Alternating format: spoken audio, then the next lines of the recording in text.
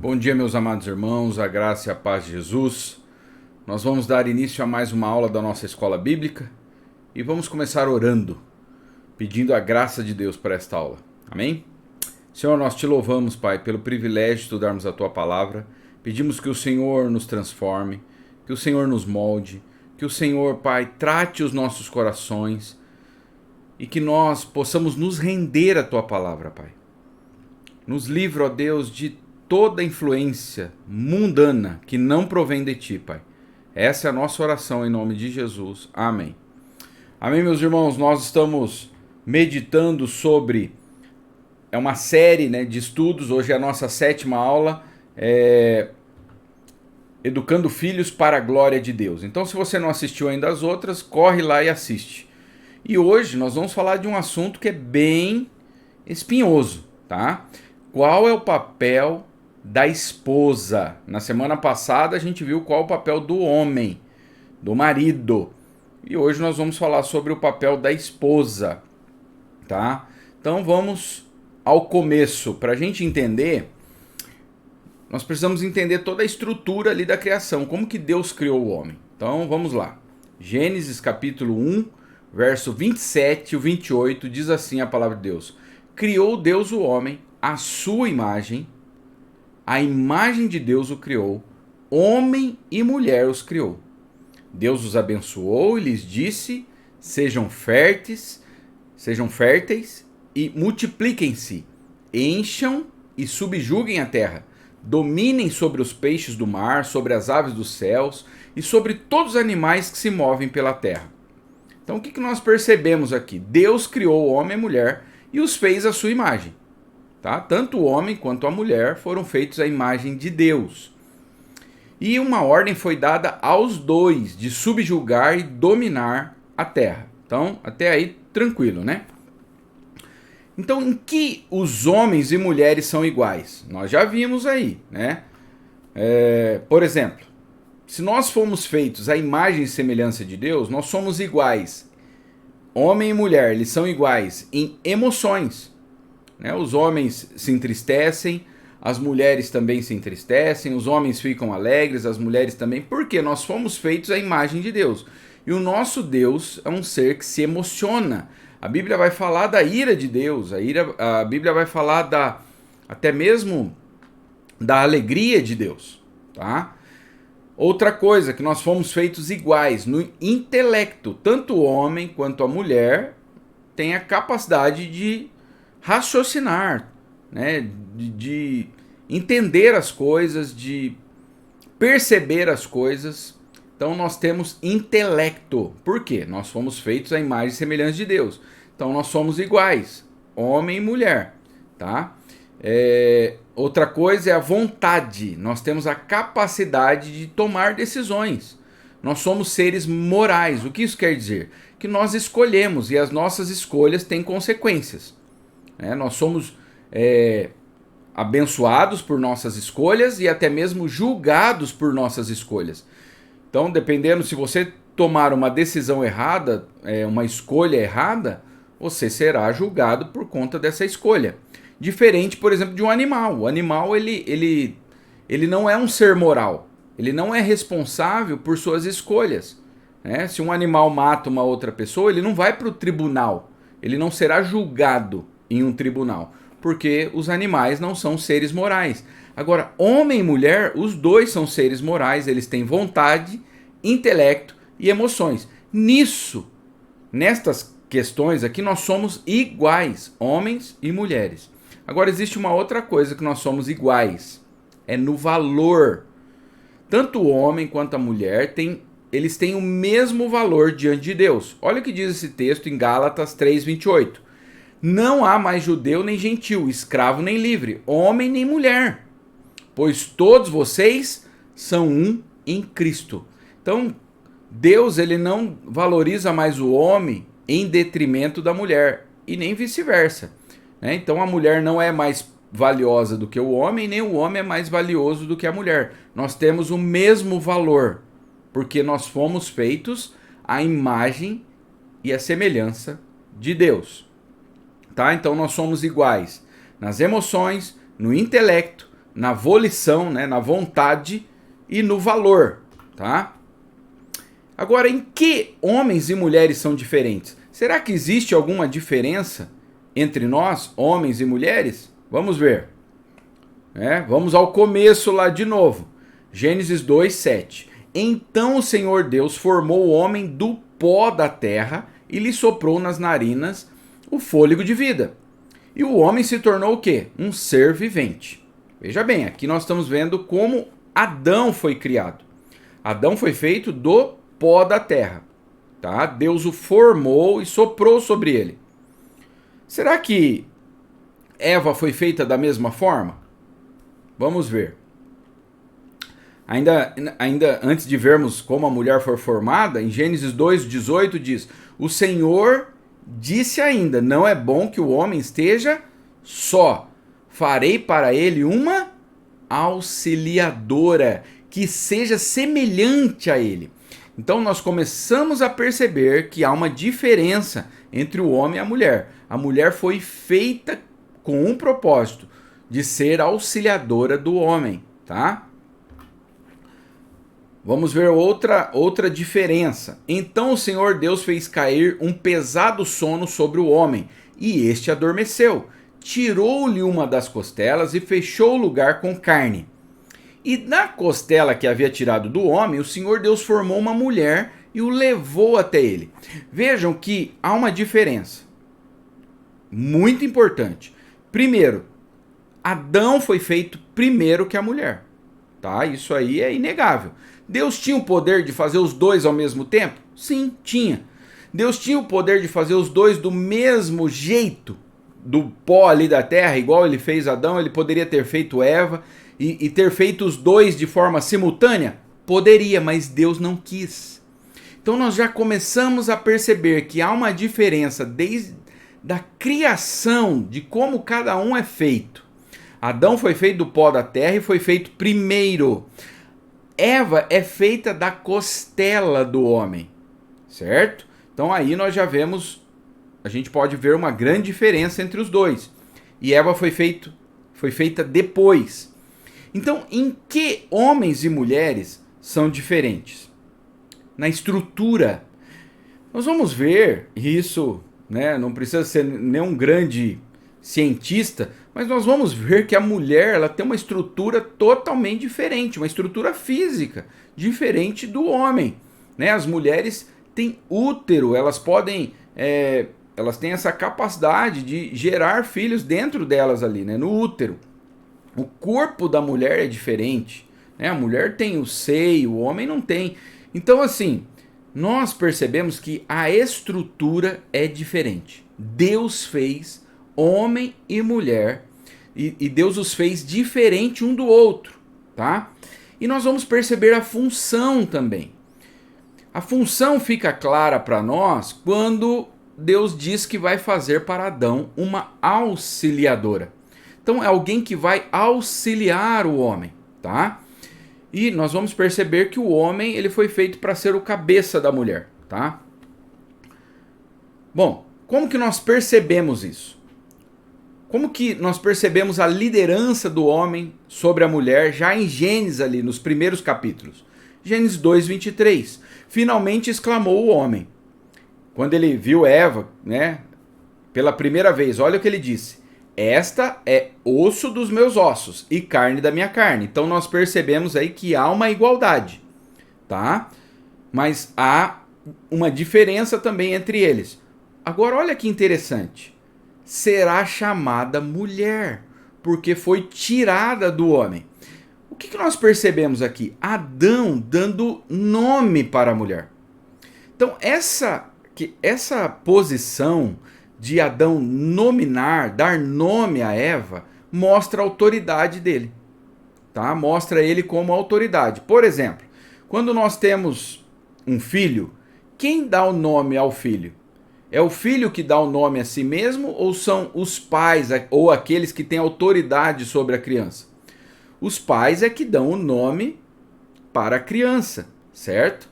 Porque os pais são autoridade. E lembrem-se que Adão e Eva, eles deveriam dar nome aos animais.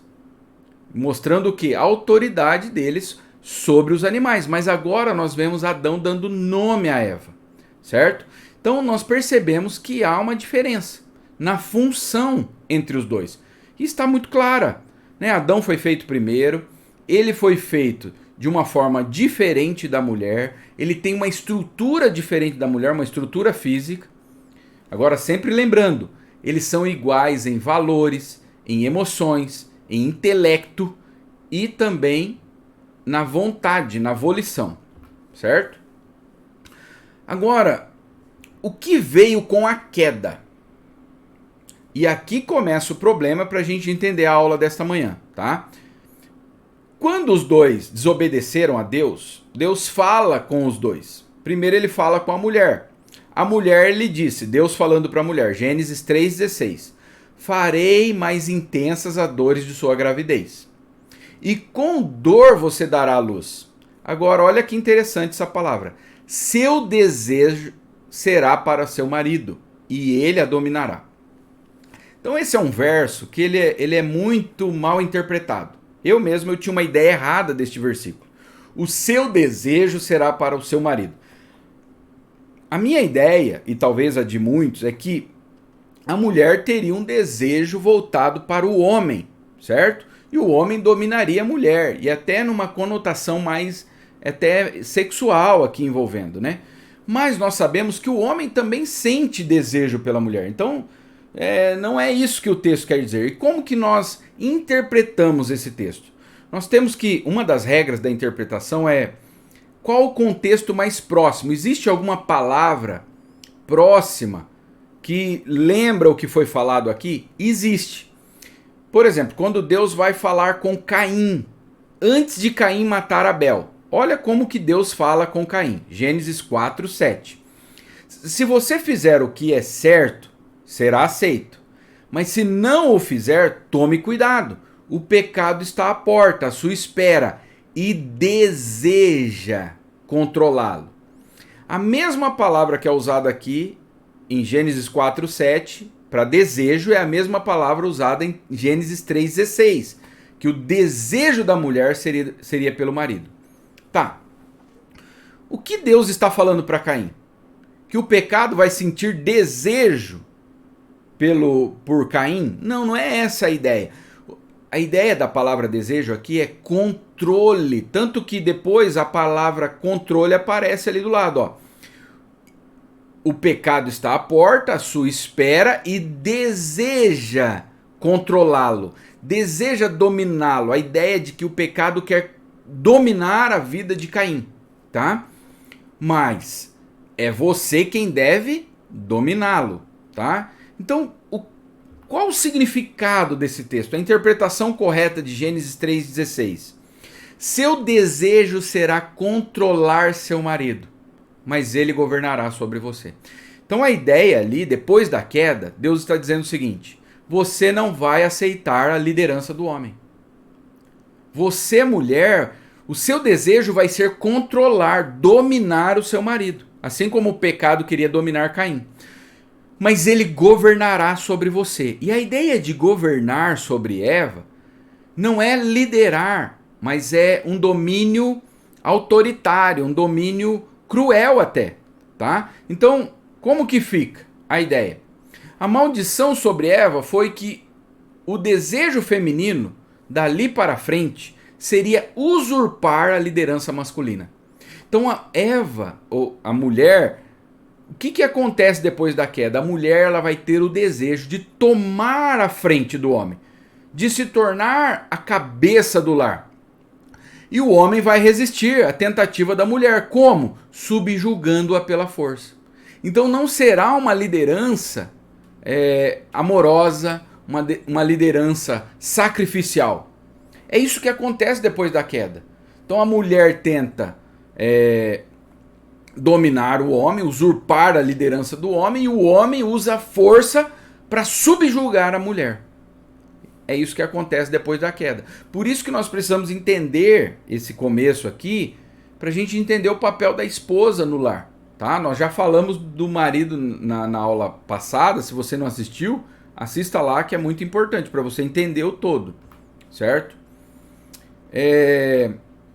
Olha o que diz o Bruce Wary sobre esse texto aqui. Em particular, a mulher teria o desejo de usurpar a autoridade dada ao homem na criação, levando o homem, por sua vez, a governar a mulher de maneira justa e corretiva ou de maneira indevidamente abusiva. Então, assim, isso vai forçar o homem a governar a mulher indevidamente de forma abusiva, tá? Então, esse desejo da mulher de dominar o homem, o desejo dela será para o marido, é no sentido de que o desejo dela será controlar o homem, tá? Dominar o homem. E aí o homem vai responder também por causa do pecado, tá? Não é pelo que ela está fazendo. Por causa da natureza dele, ele vai usurpar. Ele vai também... Usurpar não. Ele vai usar de uma forma indevida e abusiva para controlar a mulher, tá? Bom, ainda entendendo ainda o que veio depois da queda. O que veio com a queda? Gênesis 3, 17 e 19. E o homem, ele disse: uma vez que você deu ouvidos à mulher e comeu da árvore cujo fruto ordenei que não comesse, maldita é a terra por tua causa. Por toda a vida, olha só, por toda a vida terá muito trabalho para tirar da terra seu sustento. Então, quem tiraria da terra o sustento? Deus está falando com quem aqui? Com o homem. Ela produzirá espinhos e ervas daninhas, mas você comerá de seus frutos e grãos. Com o suor do seu rosto você obterá o alimento, até que volte à terra da qual foi formado, pois você foi feito do pó e ao pó voltará. Irmãos, quando nós fazemos uma leitura geral da Bíblia, olhando de forma mais ampla, né, nós vamos perceber que é dever do homem ser o provedor. A ordem dada aqui é ao homem. Ele deveria, com o suor do seu rosto, adquirir o sustento. Não significa que a mulher não pode auxiliar, que é o papel dela de auxiliadora, mas o dever é do homem. Então nós já começamos a perceber também que há uma função diferente. A mulher não foi chamada para ser provedora, mas o homem foi chamado para ser o provedor, tá?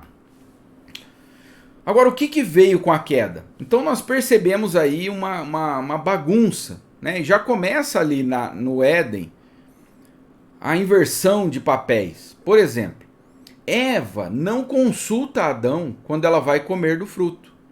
Ela age de forma autônoma, certo? Ela dá ao homem e ele come. E ele também age de forma autônoma em relação a Deus. Ele também não consultou a Deus. Então a gente percebe uma cadeia de insubmissão, certo? Eva é insubmissa ao homem e o homem é insubmisso a Deus. E os dois são insubmissos a Deus, tá? E o que veio depois disso? Fratricídio. O que é isso? Quando Caim mata Abel. Fratricídio é quando um irmão mata o outro, tá? Isso já depois da queda, isso por conta dessa confusão que há na família. Depois nós vamos ver poligamia com o filho de Caim, Lameque. Adultério, nós vamos ver isso com Abraão, quando ele tem um filho com Agar. Homossexualidade em Sodoma e Gomorra. Incesto com Ló e as suas filhas. Fornicação e estupro, que é com a filha de Jacó, ela vai ser estuprada. Prostituição com uma das noras de Judá. E sedução, que é a mulher de Potifar tentando seduzir José. Tá? Tudo isso no livro de Gênesis, mostrando o quê? Uma decadência, né? Uma sequência de caos na família. Tudo envolvendo a família aqui, tá? Então, nós precisamos perceber o seguinte: quando a gente quebra a ordem das coisas, da forma como Deus criou, o caos se instala. Agora, o que nós precisamos perceber? Deus, ele amou fazer o homem da forma como ele fez. E ele amou fazer a mulher da forma como ele fez. Como eu disse, ele poderia ter feito os dois da mesma forma e de forma simultânea. mas Deus não quis assim. E nós precisamos nos render à soberania e à sabedoria de Deus. E louvarmos a Deus por sua criatividade. E pela forma como Ele nos fez, homens e mulheres, de forma distinta um do outro. Tá? A quem a esposa se submete? Então, agora nós vamos entrar na aula propriamente. Eu fiz toda essa introdução para a gente entender o que nós vamos tratar aqui. A quem a esposa se submete? Efésios 5, 22, e Efésios 5 tem sido o texto que nós estamos usando em quase todas as aulas. Né? Na aula passada nós usamos para falar do papel do homem, do marido, e agora nós vamos ver aqui o papel da mulher. A quem ela se submete? Efésios 5, 22. Esposas, cada uma de vocês se sujeite ao seu próprio marido, como ao Senhor. Em um texto similar, paralelo ao de Efésios 5, 22, nós temos Colossenses 3, 18.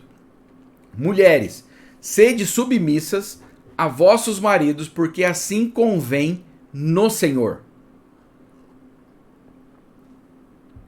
Então nós precisamos responder uma pergunta nessa manhã. A quem a mulher deve se submeter? De acordo com esse texto aqui.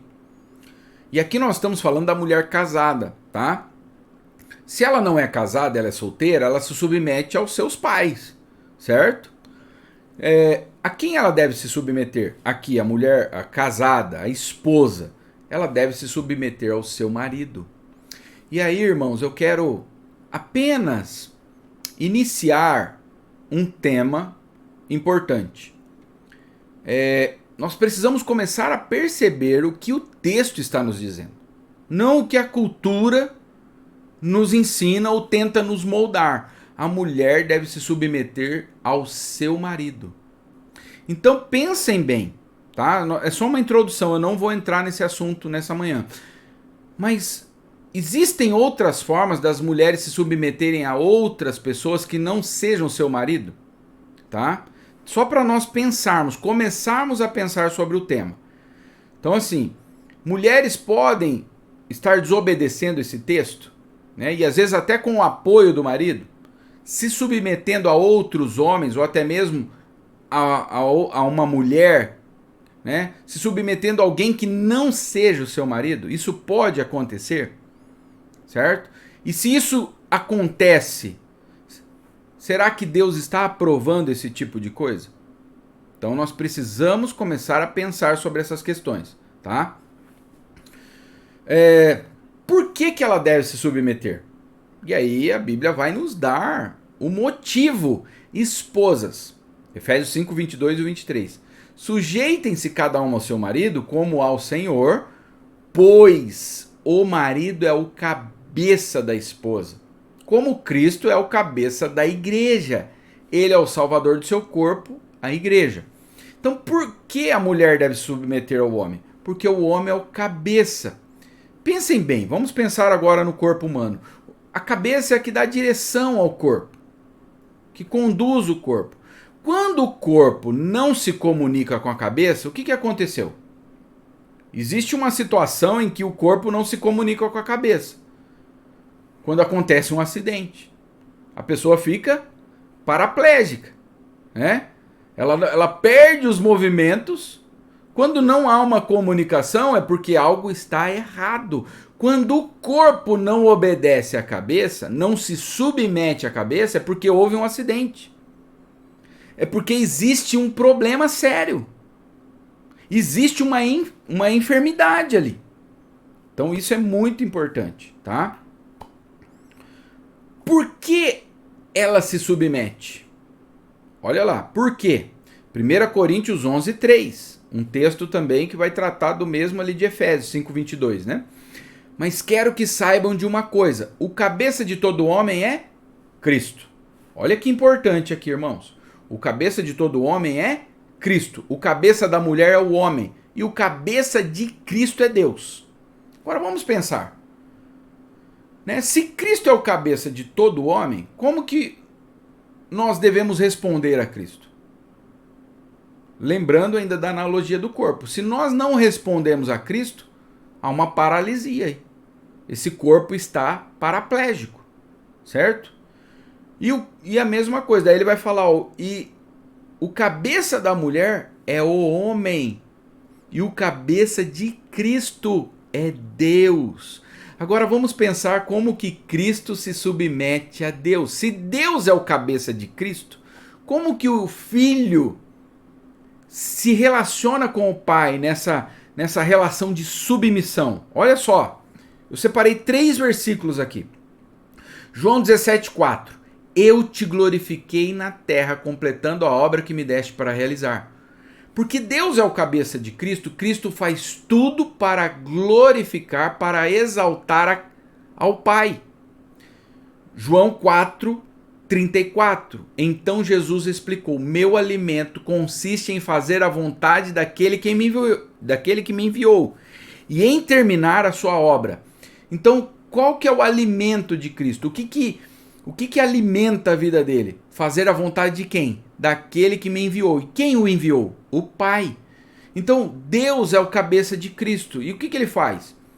Ele faz tudo para glorificar o Pai, ele faz tudo para fazer a vontade do Pai, daquele que o enviou, tá? João 8:29. Aquele que me enviou está comigo, ele não me deixou sozinho, pois sempre faço o que lhe agrada. Então, irmãos e irmãs, o cabeça de Cristo é Deus. E olha como Cristo se relaciona com Deus, tendo Deus como seu cabeça. Tá? Ele está nos dando um modelo, um exemplo. E isso serve para o homem também, porque o cabeça do homem é Cristo, né? De todo o homem. Agora, por que ela se submete? 1 Timóteo 2:13. Porque primeiro Deus fez Adão e depois Eva. Como eu disse, irmãos, se Deus quisesse, ele poderia ter feito os dois simultaneamente, mas ele não quis. Nós precisamos começar a entender a vontade de Deus nessa questão, porque não tem nada a ver com uma questão cultural. Tem a ver com Gênesis, os primeiros capítulos. A questão da submissão não é uma questão cultural. Cristo, ele se submete ao Pai, ele nos dá o exemplo. E isso não é uma questão cultural. Ah, não, era para aquela época que Cristo deveria se submeter ao Pai. Não. Nós devemos nos submeter a Cristo, à igreja, porque Cristo é o cabeça da igreja. Isso não é uma questão cultural. Ah, não, isso aí da igreja se submeter a Cristo, isso aí foi para 2000 anos atrás, agora a cultura mudou, as coisas se tornaram mais modernas. Não, irmãos. A submissão a Cristo continua em voga, continua em validade. Nós não podemos mudar isso, assim como também não podemos mudar o homem ser o cabeça da mulher. Não é uma questão cultural. Isso é atemporal e acultural, tá? É uma doutrina inegociável. E atemporal, ela transcende o tempo. Transcende a cultura, não importa. Se for numa tribo indígena, o homem é o cabeça da mulher. Se for lá na Índia, o homem é o cabeça da mulher. Não importa a época, não importa o lugar. Isso não muda. Por quê? Porque também não muda que Cristo é o cabeça da igreja. Vocês percebem? Como nós não podemos também mudar isso, isso também não pode ser mudado, tá? Efésios 5:22. Como a esposa deve se submeter? Esposas, que cada uma de vocês se sujeite ao seu próprio marido como ao Senhor. Então aqui tem um como. Como a mulher deve se submeter? Como ao Senhor. Como nós nos submetemos ao Senhor? De forma rebelde, irritada, fazendo, mas sem querer fazer. É assim que nós devemos nos submeter ao Senhor de forma amorosa, honrando, respeitando a Deus. Da mesma forma a mulher ao seu marido. Como a esposa deve se submeter? Assim como a igreja se sujeita a Cristo. também vocês, esposas, devem se sujeitar em tudo ao seu marido. Efésios 5:24. E aqui nós temos uma referência. Como que as mulheres vão aprender sobre submissão? Olhando para a igreja. Olhando como a igreja se submete a Cristo. Certo? E aí uma igreja que é insubmissa, que vive de qualquer jeito, não está dando um bom exemplo para as mulheres. Uma igreja que não mostra sobre como se deve se submeter, porque qual que é a referência para a mulher? A igreja. Assim como a igreja se submete a Cristo. Então, mulheres, olhem para a igreja e vejam como a igreja se submete a Cristo e façam igual. Né? E aí, o que nós percebemos? Que a submissão nunca será perfeita por causa do pecado. Né? Nunca será perfeito nesta vida, né? Mas haverá um momento que a nossa submissão a Deus será perfeita. Né? A submissão da igreja será perfeita. Então, isso é muito importante. Né? A igreja ser um exemplo para as mulheres. Assim como também a igreja, os homens, eles são um exemplo, né? Também para os demais homens. Né? Nós olhamos para Cristo para aprender como nós devemos ser como homens. Né? Nós devemos amar nossas esposas como Cristo amou a igreja. Agora, se uma igreja não ensina como Cristo amou a igreja, os homens também não vão aprender. Por isso que o evangelho deve ser pregado todo o tempo, em todas as nossas reuniões, em todas as oportunidades que nós temos. Por quê? O homem deve amar a esposa como Cristo ama a igreja. Agora, se ele não sabe como Cristo amou a igreja, ele também não vai ter uma referência para poder amar a sua esposa. E a esposa tem que observar a igreja. Por isso que é muito sério. Né? Por isso que às vezes existe um caos aí, porque está tudo fora do lugar. Igrejas não ensinam como Cristo amou a igreja. Igrejas não dão exemplo para as mulheres de como se submeter a Cristo, porque as mulheres vão ter a igreja como referência. Olha lá, assim como a igreja se sujeita a Cristo, como que a tua igreja se submete a Cristo? Também vocês, esposas, devem se sujeitar em tudo ao seu marido. Tá? Agora, ser submissa não é ter medo. Por quê? Olha a analogia. As mulheres devem se submeter ao marido como a igreja se submete a Cristo. A igreja se submete a Cristo por medo? Por pavor? Não. É por reverência, é por temor, é por amor, certo? Mas não por medo. A igreja se submete a Cristo não por medo. Então, submissão não é ter medo. Se você está se submetendo ao teu marido por medo, algo está errado. E algo está errado por parte do teu marido, tá?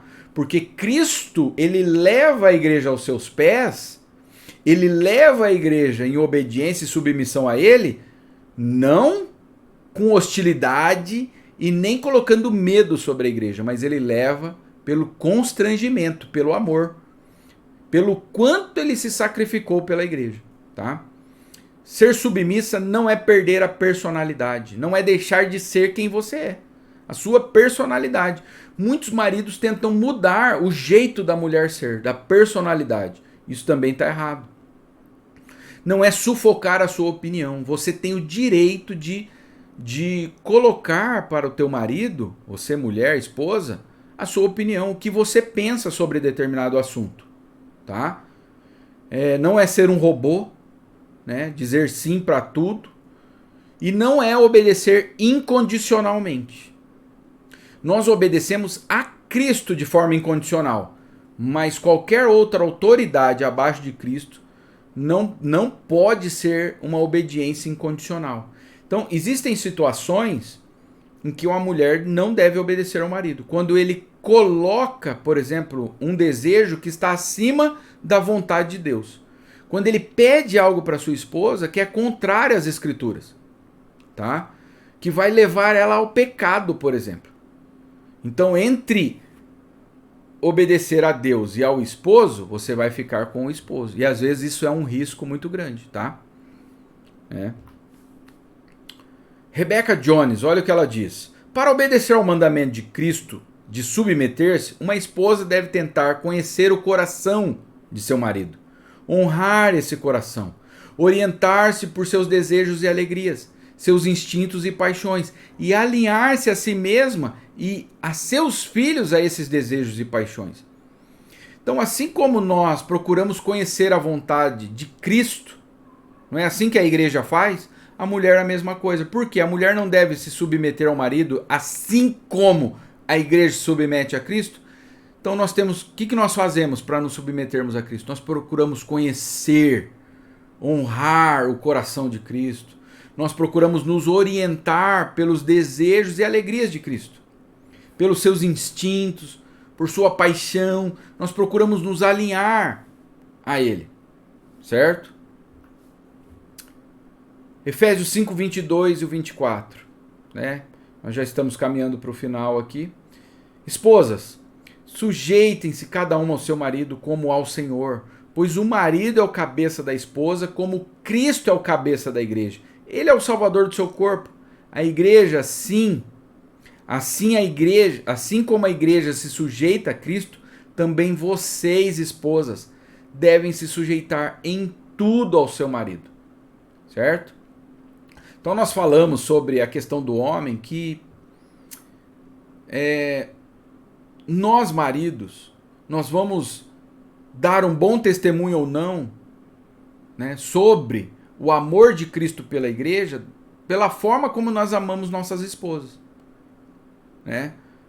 A forma como nós amamos nossas esposas vai refletir o amor de Cristo, deve refletir o amor de Cristo pela igreja, porque nós devemos amar nossas esposas assim como Cristo amou a igreja. Então o mundo vai olhar para nós homens e vai dizer: por que você ama a tua esposa como você a ama? Dessa forma sacrificial. E aí nós vamos dizer: porque o nosso referencial é o amor de Cristo pela igreja. Agora, em relação à mulher, a mesma coisa. O mundo vai olhar para as mulheres, certo?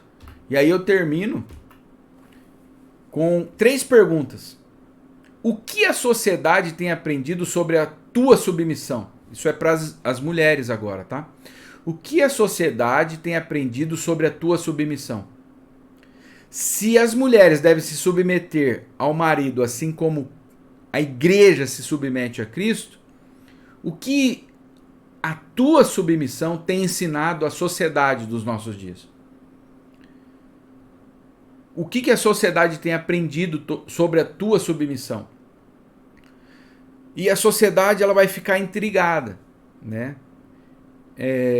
E a pergunta é: por que você se submete assim? Porque a resposta deve ser: porque eu me submeto ao meu marido assim como a igreja se submete a Cristo. E a igreja se submete a Cristo porque Cristo se sacrificou.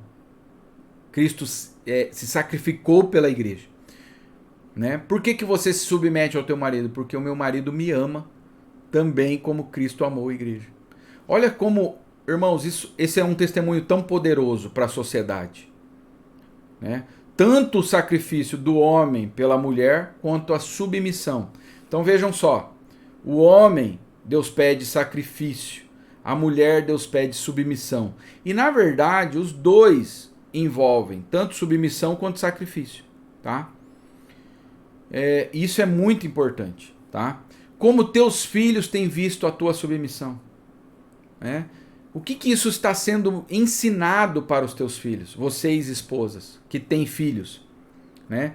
Você que tem filho e é esposa, o que os teus filhos estão aprendendo sobre a submissão, certo? Como teus irmãos, a igreja tem visto a tua submissão.